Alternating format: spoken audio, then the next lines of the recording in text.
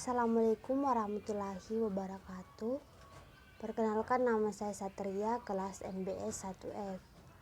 Media pembelajaran. Pengetahuan komputer. Secara umum, komputer adalah alat elektronik yang tersusun menjadi rangkaian sebuah mesin berteknologi dengan kontrol sistem operasi disertai program-program yang mampu menerima dan menyimpan data, melakukan pengolahan dan memberikan hasil dalam bentuk informasi sesuai prosedur operasi yang dirumuskan. Sejarah perkembangan. Generasi pertama komputer menggunakan sirkuit vakum tube.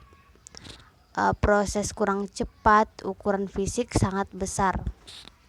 Generasi kedua, sirkuitnya berubah menjadi transistor, membutuhkan sedikit daya listrik, kapasitas memori cukup besar. Generasi ketiga, bentuk fisik lebih kecil, proses lebih cepat. Generasi keempat menggunakan large scale integration MBA 370. Generasi kelima menggunakan very large. Terus adanya mikroprosesor dan disebut generasi Pentium.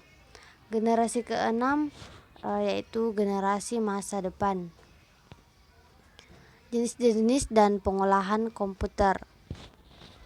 Yang pertama, jenis komputer berdasarkan tujuan penggunanya.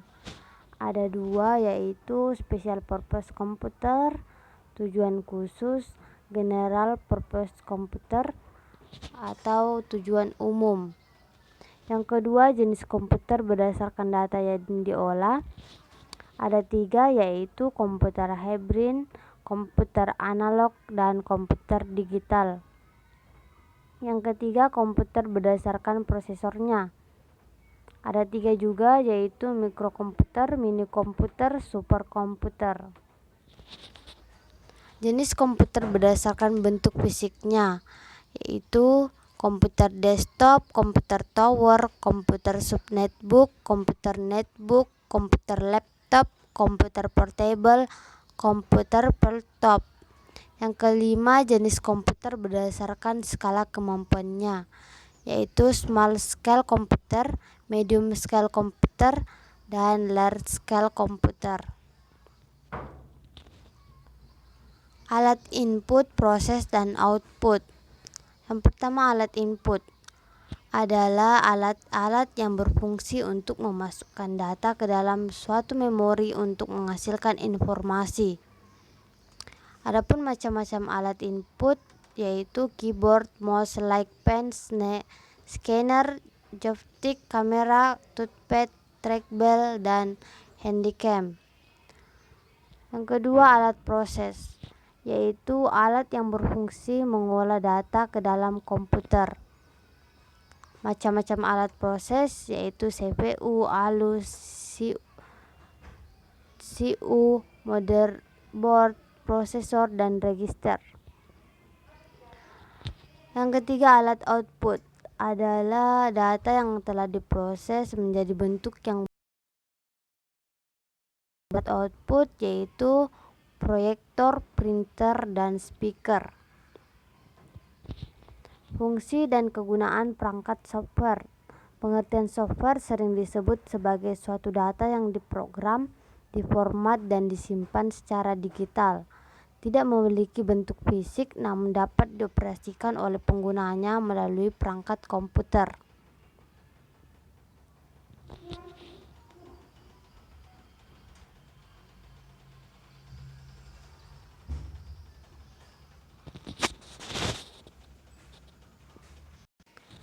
Fungsi utama software pada sebuah sistem operasi. Yang pertama, menyediakan fungsi dasar untuk kebutuhan komputer sehingga dapat dioperasikan. Misalnya, ketersediaan sistem operasi dan sistem pendukung pada komputer. Yang kedua, mengatur setiap hardware atau perangkat keras yang ada pada komputer sehingga bisa bekerja secara simultan. Yang ketiga, sebagai penghubung antara beberapa software lainnya dengan hardware yang ada pada komputer. Klasifikasi software berdasarkan jenis dan distribusi. Yang pertama, software berdasarkan jenis. Ada 3, yaitu application software atau perangkat lunak aplikasi. Software ini punya fungsi tertentu, misalnya untuk presentasi dan pengolahan data. Contoh application software: Microsoft Office Word, Microsoft Office Excel. Selanjutnya, operating system atau sistem operasi. Fungsi software ini biasanya digunakan untuk mengkoordinasikan tiap komponen dan fungsi komputer. Contohnya Windows, DOS, dan Linux. Programming language atau bahasa pemrograman adalah software yang berfungsi sebagai pemberi instruksi standar. Contoh PHP, Java, dan Microsoft Visual Basic. Software berdasarkan distribusi. Yang pertama, freeware, yaitu software tanpa batas waktu tertentu. Biasanya software jenis ini memiliki fitur kurang lengkap dan tidak maksimal. Yang kedua, hardware, yaitu software yang bisa didapatkan dan digunakan secara gratis, namun dengan kompensasi adanya iklan yang muncul di komputer user. Spyware, yaitu perangkat lunak yang dibuat khusus untuk memata-matai segala aktivitas pengguna komputer. Biasanya software jenis ini banyak disalahgunakan, seperti untuk mencuri data dari komputer lain. Contoh software dan fungsinya: Google Chrome fungsinya untuk masuk ke jaringan online atau jaringan internet. Yang kedua, Mozilla Firefox fungsinya untuk masuk ke jaringan online. Yang ketiga, Microsoft Office Word fungsinya untuk mengedit atau mengetik sebuah dokumen. Memahami dan mengaplikasikan beberapa aplikasi pengolahan data, pengolahan kata menggunakan Microsoft Office Word. Pengoperasian aplikasi Microsoft Word, yaitu yang pertama ada menu. Di dalam menu terdapat beberapa perintah yang dapat kita pilih dengan menyorot perintah tersebut pada baris menu. Yang kedua, toolbar. Toolbar menyediakan beberapa tombol sederhana yang dipakai untuk mengakses sebuah perintah yang tertulis pada menu. Yang ketiga, membuat dokumen baru. Keempat, membuka file yang sudah tersimpan. Yang kelima, menyimpan dokumen. Yang keenam, menutup dokumen. Memahami dan mengaplikasikan beberapa aplikasi pengolahan data menggunakan Excel. Untuk menjalankan program Excel, Anda dapat melakukan salah satu cara sebagai berikut. Double klik ikon Excel atau jika ada yang terdapat pada layar desktop komputer, atau klik ikon Excel pada Office shortcut bar jika ada. Memahami dan mengaplikasikan beberapa aplikasi pengolahan data menggunakan PowerPoint. Pertama, menjalankan PowerPoint. Ada beberapa cara untuk membuka aplikasi PowerPoint versi terbaru di Windows 8, namun pada dasarnya semuanya sama. Cara yang paling umum untuk memulai Microsoft PowerPoint 2013 antara lain: yang pertama, klik tombol Windows pada keyboard, kemudian cari ikon Microsoft Office PowerPoint 2013, lalu klik ikon tersebut. Yang kedua, klik tombol Windows dan Q secara bersamaan, maka akan muncul kotak Start program pada Windows 8. Lalu ketik PowerPoint dari hasil pencarian, klik ikonnya.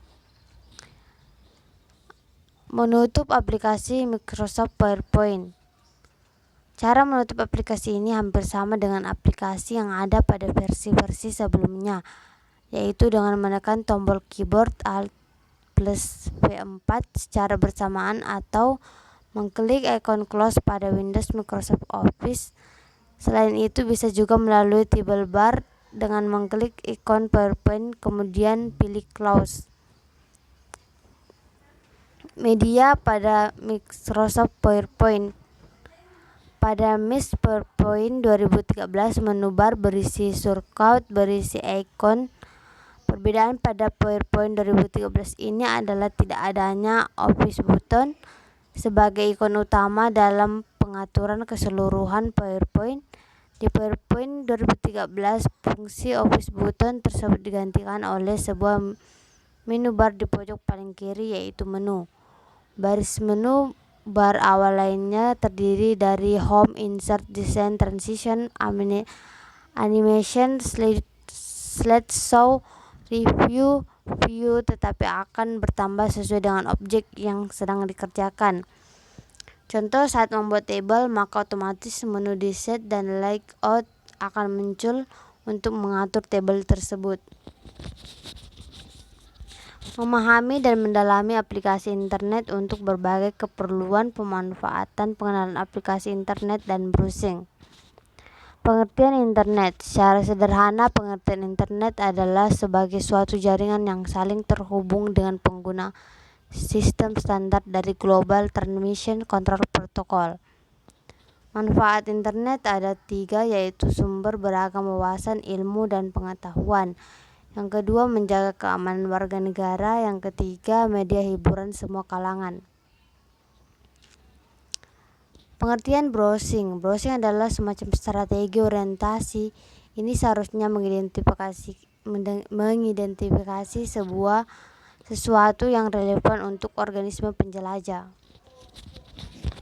Memahami dan mengaplikasikan aplikasi internet untuk berbagai keperluan, pemanfaatan, pengenalan email, dan jaringan sosial.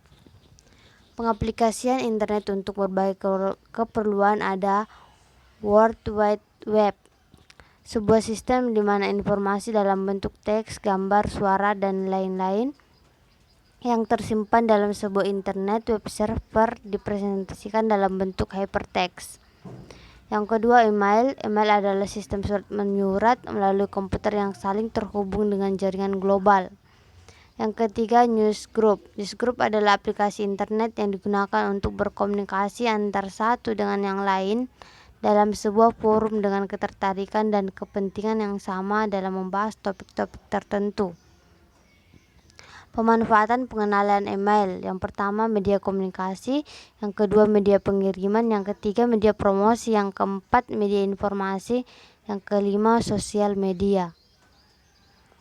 Adapun jejaringan sosial adalah suatu struktur sosial yang dibentuk dari simpul-simpul atau yang umumnya adalah individu atau organisasi yang dijalin dengan satu atau lebih tipe relasi spesifik seperti nilai, visi, ide, teman, keturunan, dan lain-lain.